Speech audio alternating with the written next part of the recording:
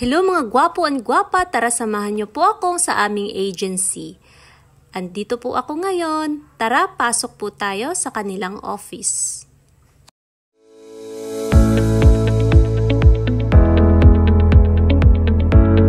For today's vlog, samahan niyo po ako sa aming agency.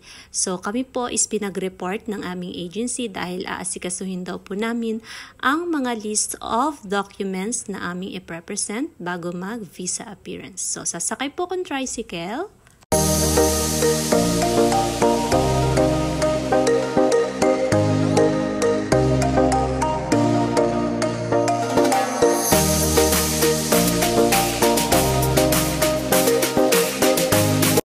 So by this time guys, baba na po tayo ng tricycle at sunod isasakay naman tayo ng bus. So by this time guys, nakabili na kami ng ticket doon sa pilahan at naghahanap na rin po kami ng upuan dito sa bus.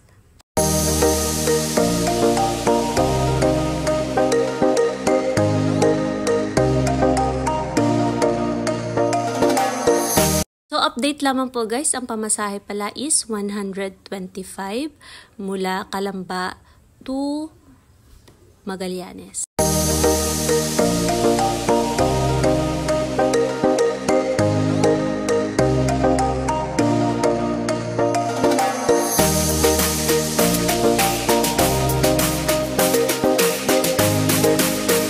Okay, so as of this moment, nakababa na po kami ng bus at meron po ditong overpass na yung lalakaran, paakyat at pababa.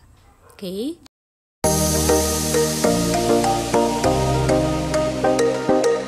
So guys, ang isa rin sa palatandaan ko itong fountain na ito sa gitna.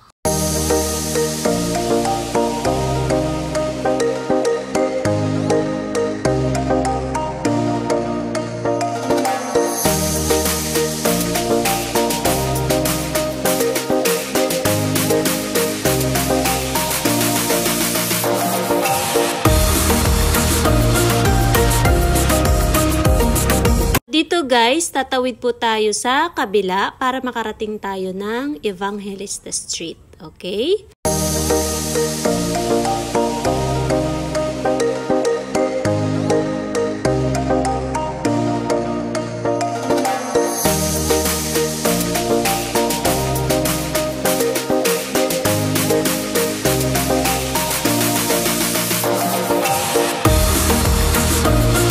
Ayan, so isa sa mga landmark dito is itong Evangelista Street at itong McDonald's at Jollibee. Magkatapat lang yan sila guys, okay? So dito guys, may sakayan ng jeep dito. Pwede nyo rin lakarin if choice nyo.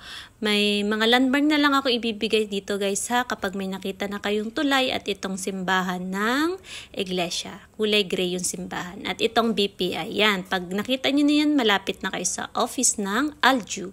Alright?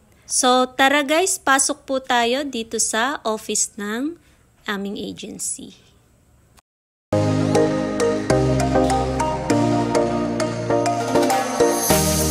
Ayun, so dito guys, nag-antay po kami at maya't maya ay kinausap na po kami ng staff. After po ng transaction namin sa office, sumakay na po agad kami ng jeep at pasakay na po uli kami ng bus pabiyaheng papuntang Laguna.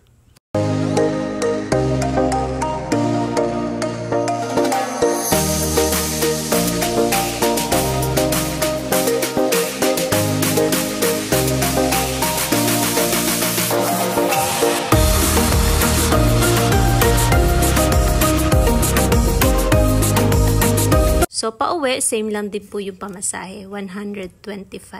Okay?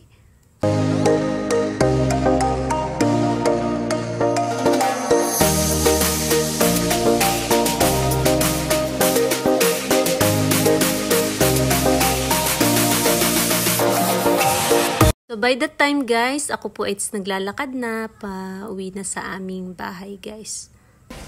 Hello guys! So yun, nakauwi na po ako galing agency. So ang update po sa aming apply is meron pang pending na documents based doon sa information na binigay sa amin ng staff ng aming agency.